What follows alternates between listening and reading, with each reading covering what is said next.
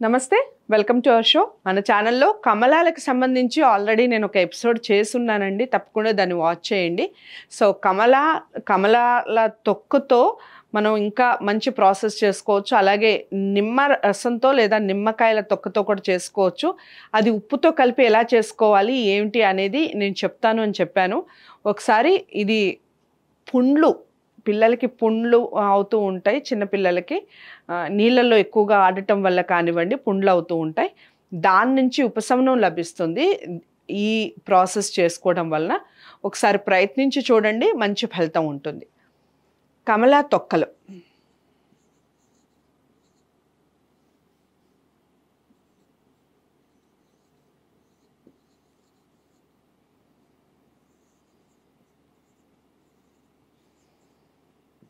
నిమ్మ తొక్కలు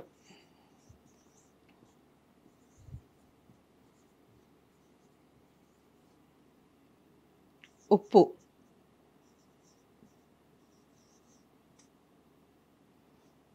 ఒక స్పూను పసుపు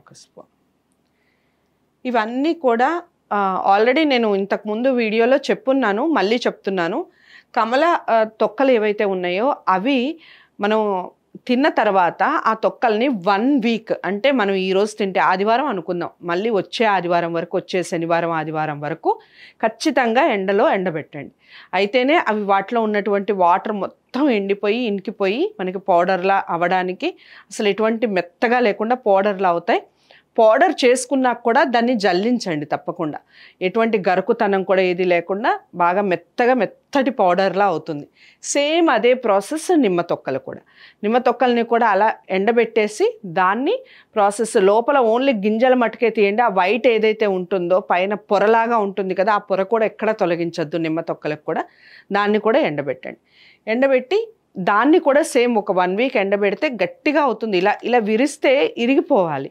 అంత గట్టిగా అవ్వాలి అస్సలు వాటర్ క్వాంటిటీ కొంచెం కూడా ఉండకూడదు మీకు ఎండ తక్కువగా ఉంది అంటే ఇంకో 2-3 రోజులు ఎక్కువ ఎండబెట్టండి ఇప్పుడు నేను చెప్పింది ఏదైతే ఉందో విరిస్తే విరిగిపోవాలి అనేది అలా విరిగిపోవాలి విరిగిపోయే వరకు వాటిని ఎండబెట్టి వాటిని పౌడర్ చేసుకొని దాన్ని జల్లించి ఒక పౌడర్ ఒక కంటైనర్లో తీసుకొని పక్కకు పెట్టుకోవాలి అది మీకు ఇంచుమించుగా అంటే మనం చేసే క్వాంటిటీ ఏదైతే ఉందో అది ఫ్రిడ్జ్లో పెట్టుకుంటే 6 to 7 months ఉంటుంది బయట పెట్టుకుంటే 3 to 4 months ఉంటుంది ఫ్రిడ్జ్ లేకపోయినా సో దాన్ని ఉప్పు కళ్ళుప్పు అంటారు కదా రాళ్ల ఉప్పు అంటారు కళ్ళుప్పు అంటారు ఆ ఉప్పుని వేయించాలి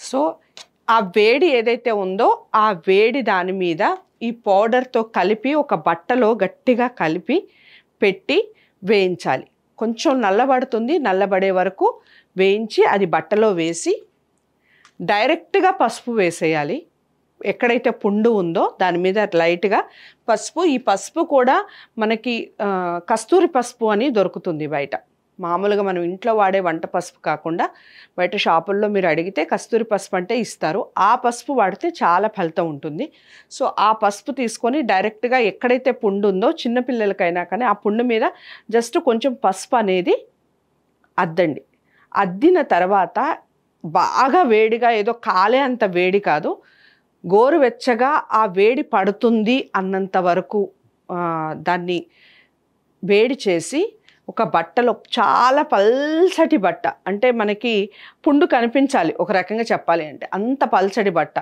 మాకు అంత పల్చటి బట్ట కనపడదు అంటే మనకి బ్యాండేజెస్ ఉంటాయి కదా బయట దొరుకుతాయి బ్యాండేజ్ ఒకటే పొర బ్యాండేజ్ అనుకోండి సో అంత పల్చగా ఉండి ఆ దాంట్లో వేసి ఈ పౌడర్ ఏదైతే ఉందో ఈ వేయించిన పౌడర్ ఏదైతే ఉందో ఉప్పుతో కలిపి దాని మీద గట్టిగా కట్టేసేయండి పసుపు డైరెక్ట్గా వేయాలి ఇవి డైరెక్ట్గా వేయకూడదు ఇది నిమ్మ తొక్కలతో ఉన్న పౌడర్ కానివ్వండి కమలా పౌడర్ ఏదైతే ఉందో వాటిని కూడా ఉప్పుతో కలిపి వేయించి మనకి చర్మం పడుతుంది మనకి కాలుతుంది బాగా కాలేలా కాకుండా గోరువెచ్చటి కన్నా కాస్త వెచ్చదనంగా ఉన్నప్పుడే ఆ బట్టలో వేసి ఆ వేడిని ఆ పుండు మీద గట్టిగా కట్టేసేయండి కట్టిన తర్వాత 2 to 3 hours ఉంచండి కట్టుని 2 గంటల నుంచి 3 గంటల మధ్యనే ఉంచాలి